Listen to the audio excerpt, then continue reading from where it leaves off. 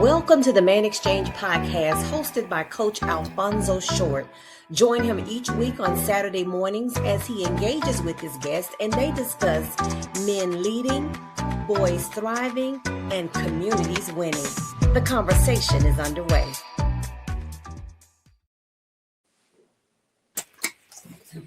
Hello to everyone. Good day. My name is Al Short. Welcome to my podcast, ManXChange.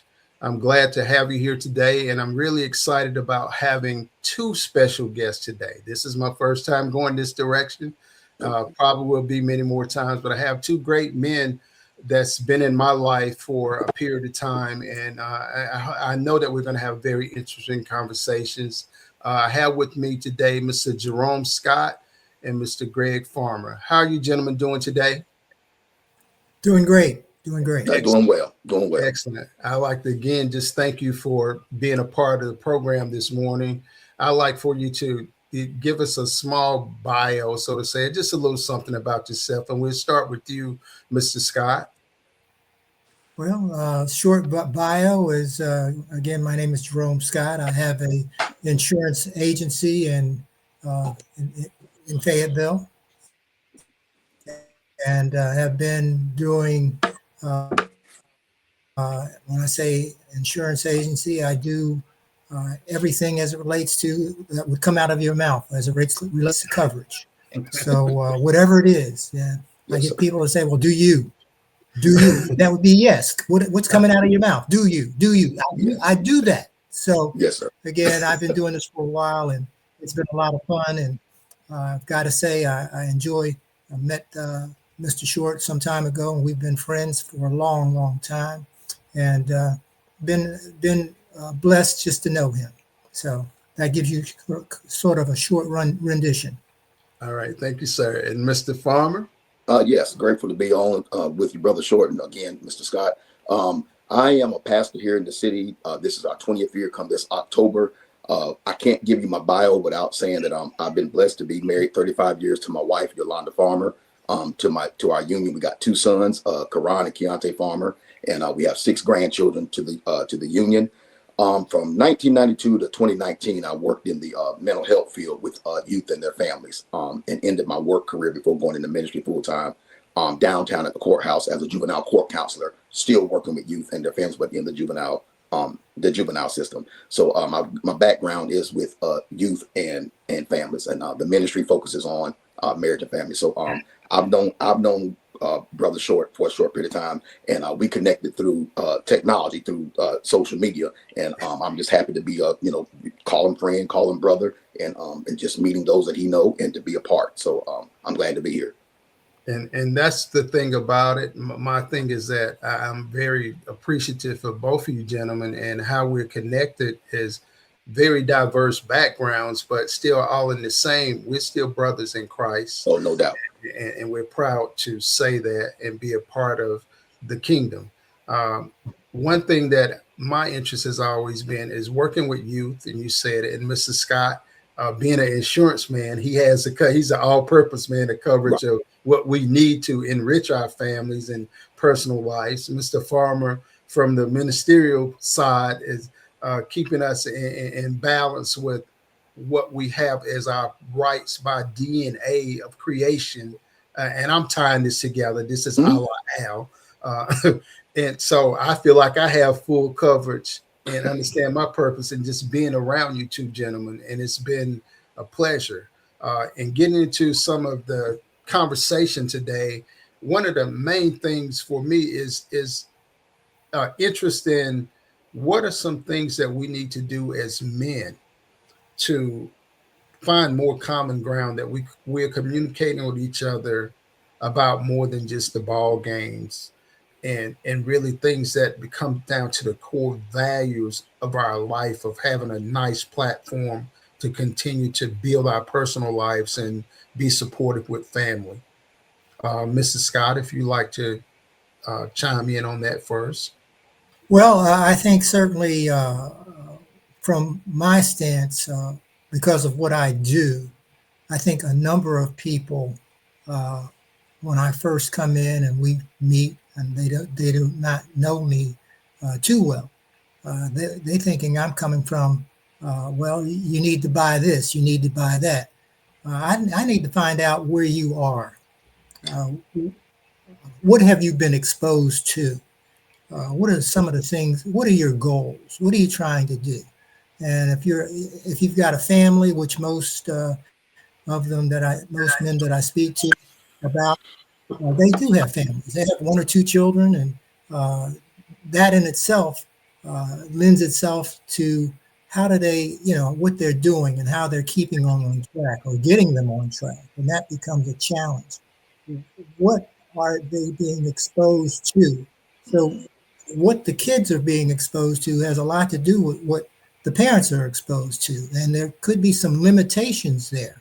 So I try to get into that, if you will.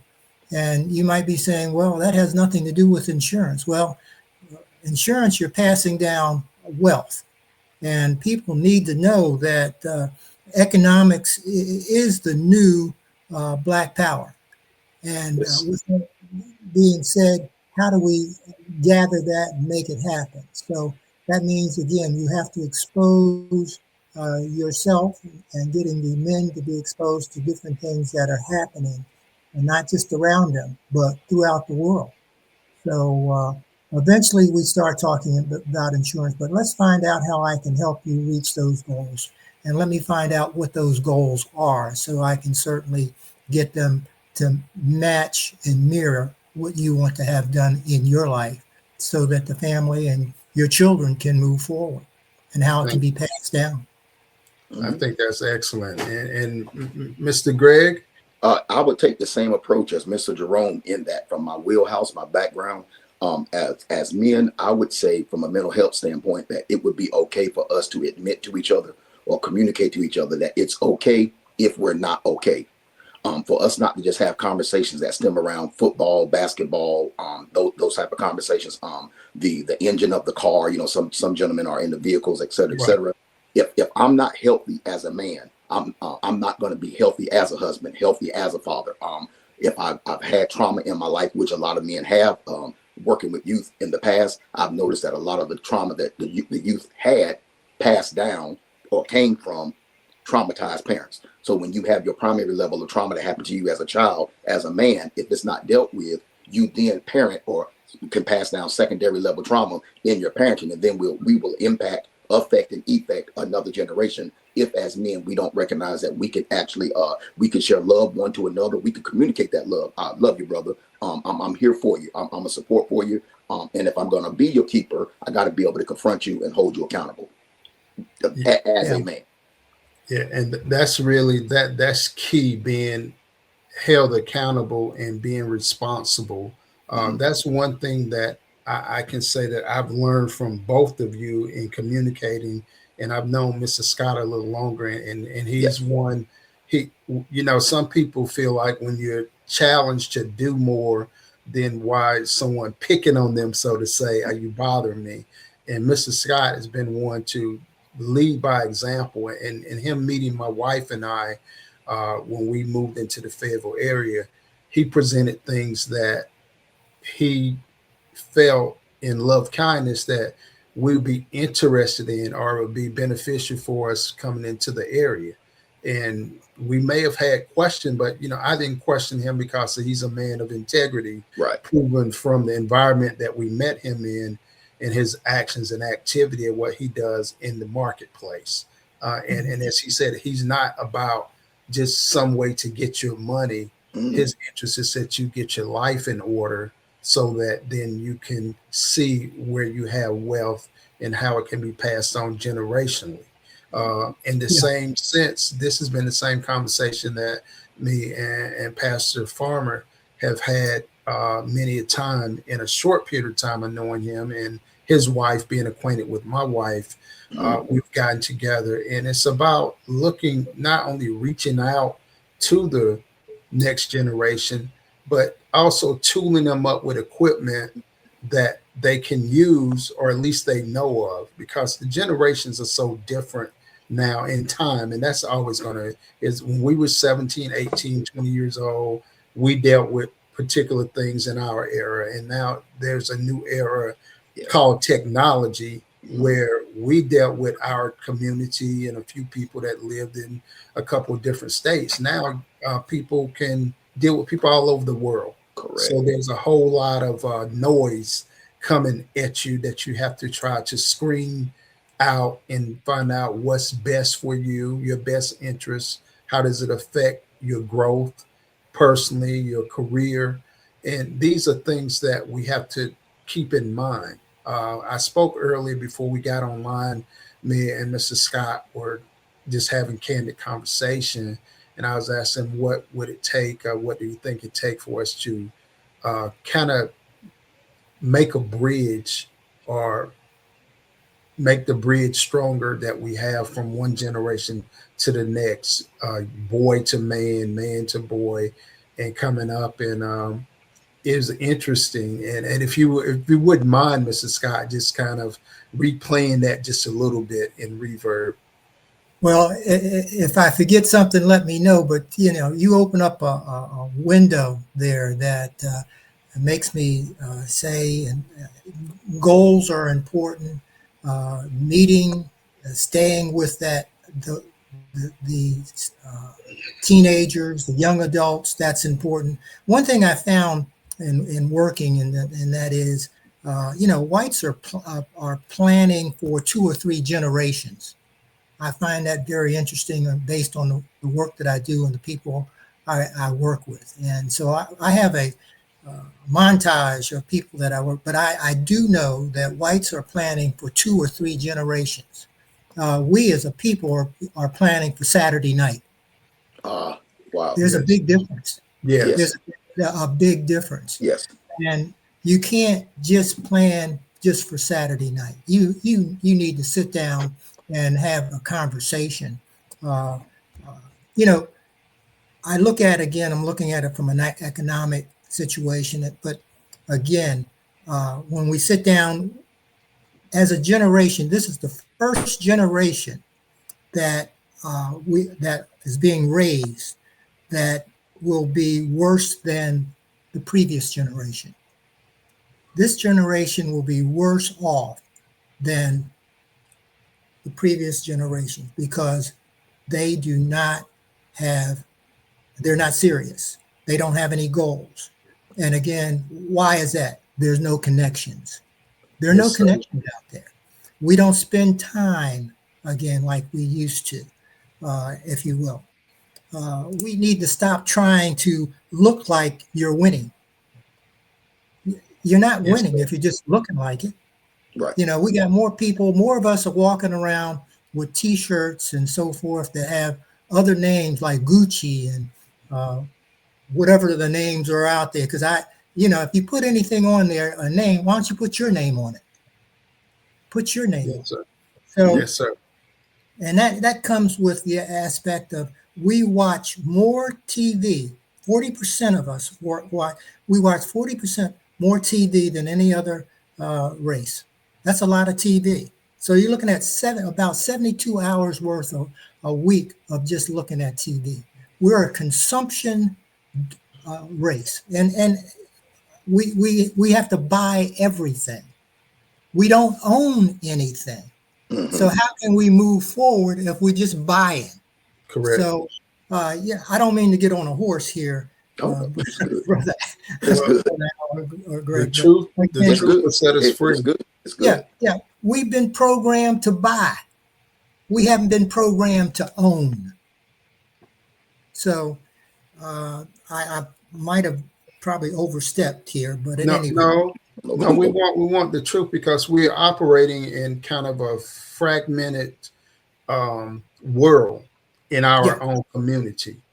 right, And we're dealing with we understand the history coming from slavery and civil rights and all of this, but we haven't stopped to see what the damages have been that now we can heal. And that is one part of me having these conversations and really creating the ManXChange platform is that my mantra is kind of this is a place where we can be informed what you are doing, where we can be heard, where we can be whole, where we can be yeah, healed.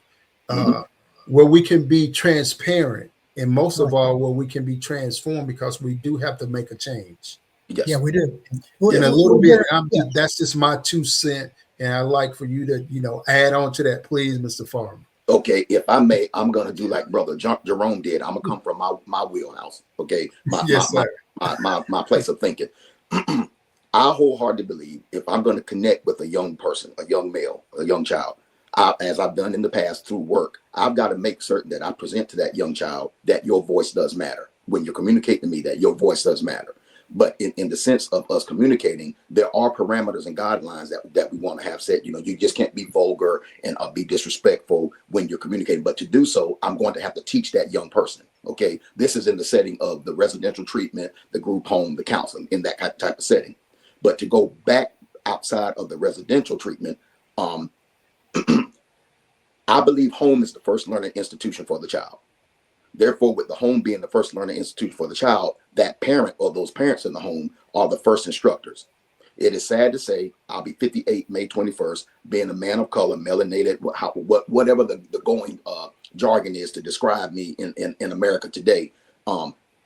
A lot of us are not trained, not just with Brother Jerome in his subject of finance, education, insurance. When it comes to seeing past Saturday night, looking beyond, getting turned up on Friday night. Okay, we don't recognize, or what I've seen in the time that I've worked, a lot of us do not recognize as the adults, our actions are teaching and training more so than our words, more than what we are actually saying. If what we are saying is vulgar and negative, as well as how we're living is vulgar and negative, the generation behind us, what we tolerate, what one generation tolerates, the next one's going to do in excess. They're going to overboard it. So I love what Brother Jerome said in reference to the hours of watching TV.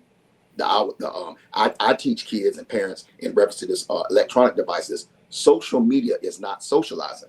That is not, even though you got access to the world, you're not connecting with people. And Brother Al and Brother Jerome, with what we see now going on with AI and how they're able to take voices and take pictures and make things on TV, they can present stuff in front of our young people now that is not even actually authentic. It's not real. So when it comes to problem solving, anger management, effective communication, how to walk away, respecting elders. If children are not respecting elders in the home, they're not going to respect teacher authority or adult authority outside of the home. And a lot of parents that I've noticed over the decades, what they fail to do in the home, or how they fail to teach and train and prepare in the home, they set the children up when they go out in the culture or out into society, because the young people end up encountering people like us that will not tolerate the disrespect, or better yet, will hold them accountable to the disrespect. So my last point, we got children now going into classrooms. Okay, you got children now that's at the age of 5 going into kindergarten, still wearing pull-ups and Pampers, that are not potty trained, that do not know their name, that do not know 2-letter words, at, it, do not know their colors. That falls back on the parents. That's on the parenting level. So when you get these children up into school, a lot of those parents feel that it's the school's job to educate. The school reinforces the education that starts at home. And that's just a little bit of me giddy up and on my horse, just to put my point. But it's just, there has to be a connect to, I think the connection will come through communicating, but then at the same time, holding accountable, and then educating as well. Yeah, well, the concern that you have, that both of you have, is the connection that we do have to look at where we stand foundationally with economics, that we can survive as family and as a people. Yes. And we have to understand that it takes some responsibility in who we are as people. Mr. Scott, you said a word that we said, Black power. We have it, but we don't have a source that we can go back to regenerate this power, that we move forward, that everybody gets the opportunity to grow and learn. We have superpowers, but it's limited to a certain small group of us, or whoever the I's and the U's are, to utilize it. Again, if I'm a entertainer, if I'm a football player, these high profile type individuals is what we look at. This is the life, or you don't have a life. no, these people are operating in their gifts one way or the other, and we all are gifted, but it does start from home. And I don't want to harp on that. There's been some inequities that we deal with even to today, over hundreds of years. But we do have to, as authority or leadership or those that's guardians of young people, we have to think of what's their best interest. And you made a point, Mr. Farmer, about they're watching what we do. So what we say is one thing, but they're going to do what they see us do, because they think they're grown when they're not, and they're getting away with something because we don't see it as anything wrong because it's our everyday practice. Right. And then we're embarrassed when we're in public with young people, whether they're very early age, that they don't know how to conduct themselves. But then as a male, adult male, it troubles me when I see young adult males or females, but young adults who don't know how to conduct themselves. So we can't say because they're 5 years old. Correct. They're 15, they're 18, they're 20, they're 25. And one thing is exposure to things, but the thing is that we learn what we want to learn or what we care about. So we have to try to take heed to, are we communicating and understanding each other generation to generation, and it's some kind of way, without quitting, find a point that there is a point that we can come together to agree to disagree and still look at what our situation or the circumstances are. And something Mr. Scott has always spoken to me, but we were speaking earlier as well, strategies to move forward. Strategies to move forward. My interest is that in your everyday communication marketplace, whether they're young adults, middle age, or older men, what are some take that you're getting with conversation of concerns of some of them, at least the men in your circle? Are they speaking things of some of the stuff that we're talking about? We're not the answer, but we do want to be a part of the solution. So if I may, some of the men that I've encountered just on last night, sitting with a few brothers that I did a men's conference with out at Kickback Jacks, per the conversation, it was very open and very honest and transparent. 5 of us are at the table. A gentleman starts to talk, and all of us were in agreement with the brother. He stated, it's hard sometimes, and I'm tired. All of us are married, children, grandchildren, and he was very honest with this, my walk, my faith walk. Being a husband, being a father, trying to maintain, trying to provide. He was just expressing how tired I get. And sometimes I want to just hold it in because I feel like I'm by myself. And we were able to encourage him and share with him. He wasn't blaming. He wasn't finger pointing. He wasn't saying it was because of, quote unquote, the man. It was because of the man. He was just at a place of exhaustion. And we all agreed on last night that we would meet every third Friday at Kickback Jacks, at least starting there, to come together to chop it up. And if we need to get in a text group or get together. So I said that to say, with all of us agreeing with that small sample group at that table, there are a lot of men, not say a lot of men, I believe a lot of men, they have a desire to do better. They want to do better, but the exhaustion of, and then trying to handle it by themselves, a lot of them, Jerome and Coach Al, they'll pick not the most effective ways to address the exhaustion or to address the frustration, or not even admit that it's present. So that I believe, as long as if they're encouraged to know that they're not by themselves and that we can become a group of support, I believe more would begin to open up and understand that we can keep each other, we can support each other. Yes, sir. Yeah. And Mr. Scott, I know that you deal with people from all walks of life in your business, and share with us where you. I think Mr. Farmer said something that it clicked in my mind. If you don't know where you're going, you might not land in the wrong spot, but probably you won't land in the right spot either. Correct. Yes, sir. Yes, sir. So I look at I can't help but go back to mine when I came up. And that is to say, we today's word, it comes up quite a bit, the mentorship. mentorship. It happens all the time. I mean, I can relate to that because I had a mentor. My mentor, was such that we grew together. You just can't up and say, I'm going to get a mentor and or a mentee, do it in one day and it happens. Right. It's got to grow. Yes. And I think this is where we miss it. My mentor, if you will, took me to plays, took me to garden shows, flower shows, took me to the opera, and again, the whole idea is he took me to science fairs, things of that nature. Now, I said my mentor did that. My dad didn't do that. He wasn't involved in that. He went to work. Right. That was it. That was Right. his contribution. Right. I guess I saw the contribution he made on Fridays when he brought home his paycheck. Right. Yes, sir. I knew more about my mentor, who's actually my uncle, than anybody else, because he says we're going to go to this, and I didn't want to go to the opera. I didn't want to go to that musical. I didn't want to go to that play. You got to be kidding. Right. Right. He took me to some of the best restaurants in Philadelphia. So, and the point there is, all I knew at that point is how to get the food to my mouth. I didn't know what fork to use. Right. So, right. And he did it in such a way that I was not embarrassed. Right.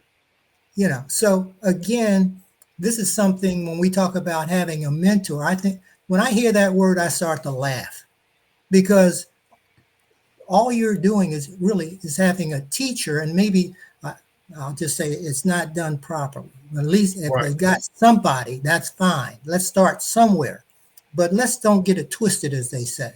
I don't even know if they use that now. They do. They do. Okay, thank you very much. Yes, sir. In my mind, that is what a mentor is. And when we get out there and we start, can you help can you speak to my boys club or the girls club or whatever? Somehow we've got to build the men to actually, we have to go to them. We have to go to them and find out and start from where they are. Yes. And, and certainly you can do it collectively, but everybody is at a different starting point. Yes. Mrs. Scott, you say something, and just my personal way of doing things and belief is that we can't do a snapshot of if it's coming and I do a presentation for a group or athlete, or someone comes in and take pictures and say, and they may have did it, genuinely for the kids, but there's no exposure for the kids to be around you, to know you and ask you questions that people, not just kids, but people. If we're grown mentors, I want to know how you're doing this or that, to be there and be at least reachable, that we can interact. One of my general things I do, I have a list of questions when I go into schools to speak to kids, and it's as simple as, what's your favorite ice cream?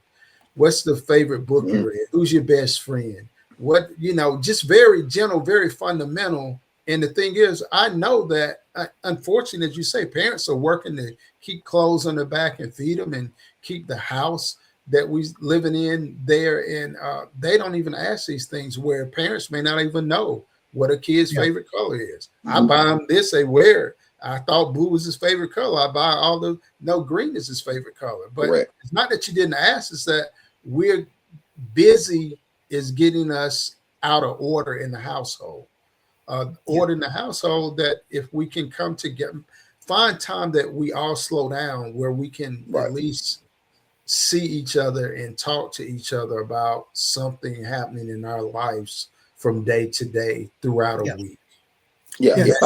If I can jump in right quick. Yes, sir. My boys graduated high school in 2010 and 2012 at 71st. Before ministry took off and launched off and whatnot, we used to have what we call Friday was Farmer Family Fun Night. Okay, my wife was an only child with just her mom, and I'm the oldest of three. My late father was 82nd Airborne here at Fort Bragg, and we didn't have much family time like growing up. But I do remember like on Sunday, I'm talking about like where we specifically said we're gonna go do this. But I remember on Sunday the family time was the dinner, like when mom cooked Sunday dinner, and we would be sitting at the table. My father would always orchestrate questions where he was asking us, like what's going on, et cetera, et cetera.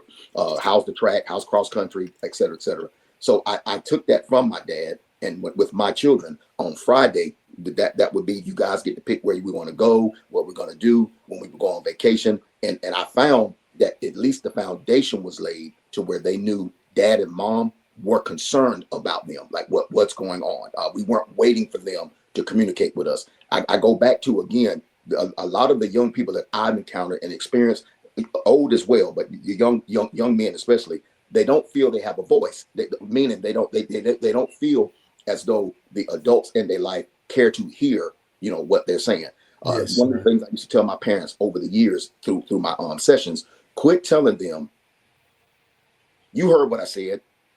This is my house. Okay, now it is your house. Yes, yeah, and you want to be respected in it. But when they're talking to you, mom or dad, they're trying to tell you something. They're really trying to. They just don't know how to say it to you yet. yes, And just because they didn't communicate it to you in the way that you prefer, please don't shut their voice out to where you don't hear. Because I'll say it like this: even us three men today, a human, when they have a need that needs to be met, whether it's positive or negative, if it's not met, they're gonna seek out somebody to meet that need. yes, They're going. We hope it's in a positive manner, but a lot of young people and a lot of the things that we see today is really in the sense of, you want me to put electronic monitoring on your child when I'm a court counselor because they're violating curfew. Electronic monitoring is for violent offenders, okay, our violent youth in the judicial system. But because you didn't set precedent at the foundational level and they're not respecting the authority of your curfew, you want to use juvenile justice to put an ankle monitor on them to stay in the home. So for me, I've always been I shoot straight to the target. I go to the parents, and a lot of parents take my being direct as me being disrespectful, and it's not. I have to confront you and call out what it is so you can see it, and then at least be willing to put forth an effort to either you want to reverse it, change it, or dismiss it and keep doing what you're doing. yeah. Because it's easier to handle that before you're standing before a judicial system, and your kid has now already been given an identity of a criminal of some sort. Because even if they're get out of that situation, the impact it has on their life now, and then no one talks about it. We can talk about where the system was wrong, where it's some things in discipline from our guardianship, also self-discipline. We all have to take accountability, and it's something you learn. If it's not there in the household, then it's not there. You can't get what's not there. So one thing, in doing mental health, and you also, Mr. Scott, even trying to talk with adults who now realize they need insurance for their family, is that we got to go back to fundamentals. We understand what you didn't do, but now we have some things that are a to-do list that you need to do this so that we can get you on track to a change, to a different perspective of doing things. And that's where we are now in our generation that we are in as men. We're looking at it's scary. You talk about being exhausted. I sit in self-talk and pray to God and ask for just some more tolerance and temperance and energy to know how to speak, because sometimes I have to catch myself say, oh, this is a young person. But the thing is, society is not treating that 14-year-old, 20-year-old, a 25-year-old like they're new in the world. They're coming hardball at them. And if we treat them, I use this idea to think about this. You're going to play at a baseball park, a Major League Baseball park. You like baseball, but you go in with a wiffle ball bat. You're ill-equipped. Right.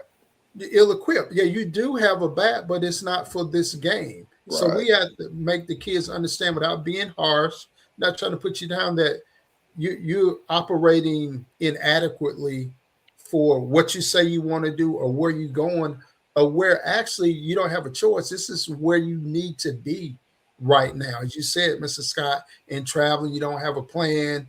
So where you're not going to the wrong place, but you're not in the right place. And not being in the right place and not being in the wrong place have two different outcomes. Yeah. As we look at this, with dealing with the young men, if you will, I know I go back to what happened to me, and that was every dinner, not breakfast, not lunch, but every dinner, the family would eat together. This is when things would come out. Something would come out, but it's hard to find youngsters today that will actually, or a family getting together for a meal. Yeah. I believe, again, I believe things would be cut in half, that if our kids or our families would start eating together, at least one meal a day. I didn't say one meal a week. I said every day have something together. I think some problems would be solved, if you will. And I think that's important. And that may be old school, but again, so be it. It works. We need to do what works. Yes. Yeah. And whatever we're not doing right now, we're getting the result of it, which won't say nothing, but we're not getting the best results of what we can be as family, as community, and as individuals. And that's important. And again, we're speaking with some decades of at least living as the male species and have grown into men now. And that's something that's very important. What in getting to the closing of this conversation, because we can go on forever and we will be going on forever. This is a nonstop. Not only will I have you back as this group, but probably expanded group, and probably even back more for individual conversation in this subject or extended subject matters that we're not able to touch right now with the limited time frame. The time isn't limited, but I want to respect the time of all of us and what we're sharing with each other. One thing that I would like to share is that I'm in the process of, we are in the process as men of writing a book called the manuscript. It's ManXChange. The manuscript is a subtitle, and these two gentlemen are part of it.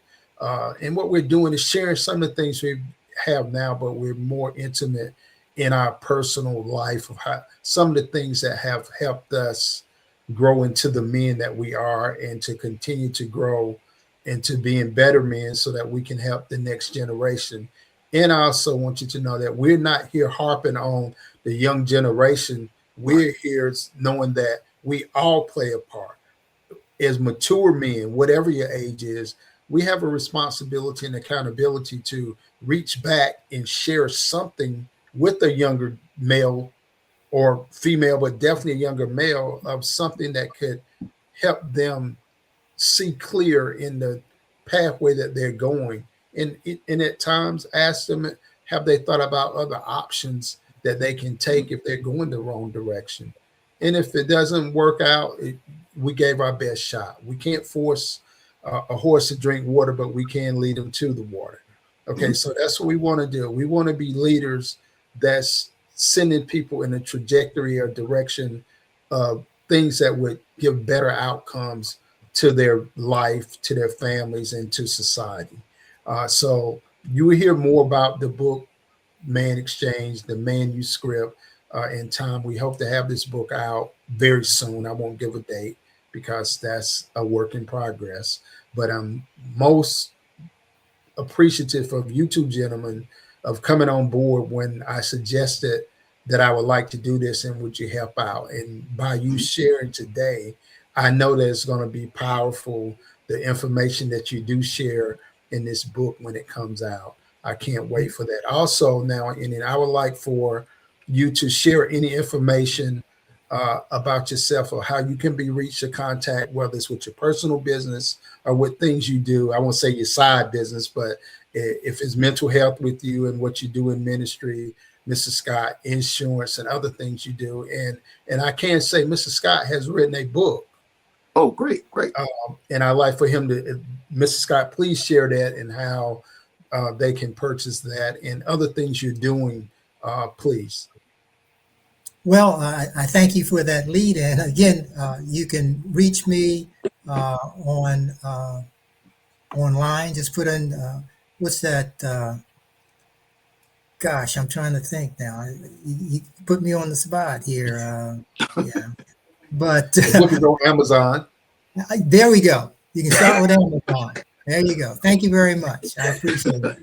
Get me on Amazon. Hit me up. Just put in Jerome Scott or the insurance guy, and oddly enough, it pops up. So also you can email me at jscott23@aol.com, or of course, look me up. I'm on Yakin Road, 5310 Yakin Road, and the insurance guy. I'm pretty easy to find. The podcast, I'd like you to tune in there. And if you just like to talk a little bit, I do have people that come by the office just to talk and share their some thoughts. I think, again, this has been a great experience. If I had to say one last thing here, and I've been doing that, I said, feelings drive thoughts, behavior, and ultimately results.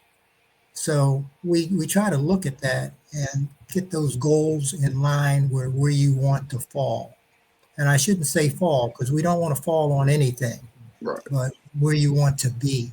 So again, that's important. So thank you very much for this opportunity, and we'll do it again, I guess. Yes, we will. And Mr. Farmer? I appreciate Al and Jerome being on with you. By way of contacting me, the Greg Yolanda Farmer is where a lot of my content is put on social media via Facebook. A lot of marriage nuggets, videos that I put on trying to encourage and address issues that deal with marriage and family. The address of the church, we're located at 2916 Ramsey Street, Suite 104. I don't like to use the word small. I don't like to say words like that, but we're not no explosive large ministry, but we are a committed ministry. We are thankful to God that we're celebrating our 20th year this October. I would lead with this here. If you say you can, or if you say you can't, you will. So whichever one that you say that you want to do is what will happen. So if you say that you can do it, you can. If you say that you can't do it, then you won't do it. So I'm excited about being part of the book and being with the co-authors. And thank you again, Al, for inviting me on. And I just look forward to what's going to transpire and who we're going to be able to help through the exchange. Thank you so much. And once again, I'd like to thank my audience for being with us today. I am on every Saturday at 11 o'clock Central Standard Time. Also can be located on YouTube if you miss our shows, and you can contact me on Facebook, Alfonso Short, and Linktree, Coach Short. I'd like to thank everyone for being a part of the show today. Gentlemen, you have a great weekend, and we will talk at another time. All right. Yeah. Thank you. You guys be well. Take care.